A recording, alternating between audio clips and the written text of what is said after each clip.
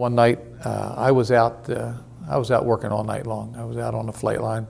There was a mission going on, and I had just gotten back to my bunk it was about 8 o'clock, 8:30 in the morning, and I had just fallen asleep, and some guy comes in and, "Holefelder, get up, you got to get up." And I said, "Oh, leave me alone. I've been out for the last 16 hours. He said, "No, you got to get up. You got to go up to the Red Cross." And of course, that perks anybody up that's in the military, because you get called to Red Cross, you generally have some kind of a problem at home. So I get up, I got dressed right away, and I ran down to the Red Cross office. And when I got there, I reported. It said Sargeant Holefelder reporting, and the guy turns around to me and says, "Oh yeah, you have a visitor down the hall." And I said, "Visitor?" He said, "Yeah, you got a visitor down the hall." He said, "Down behind that curtain." I figured, what the heck's going on here? So I get down the end of the hall and I go in, and here's Carl Mao. Carl Mao is known as Delaware County's idea man, plus a lot of other names, and he was involved in everything that took place in this county. And he sits there and he goes, "Hi, Jackie, how you doing?"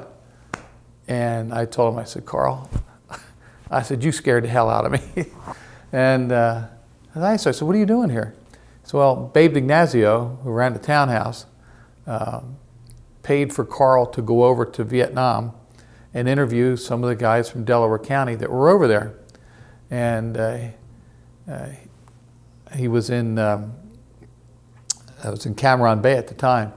And Cam Ranh Bay, he was over there interviewing, I think he did about 20 or 30 some guys.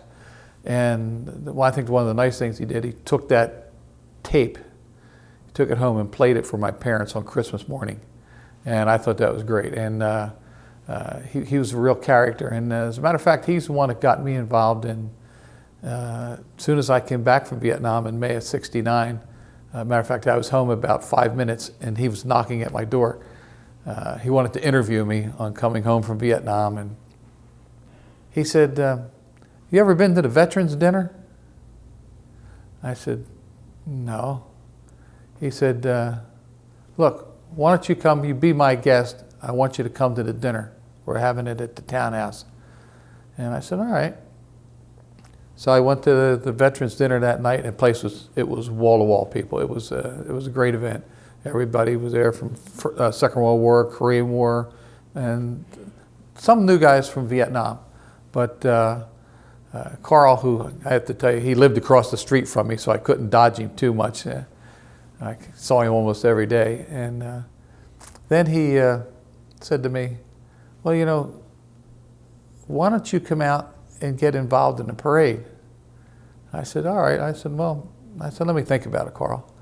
Because I was just getting acclimated to being home and everything, finding my job and all that stuff. And so the next year comes by, and Carl says to me, "We're having that the Veterans Parade in media." And I said, "All right, I'll come." So I went to the parade and I just helped him a little bit on this, just helped him with some details.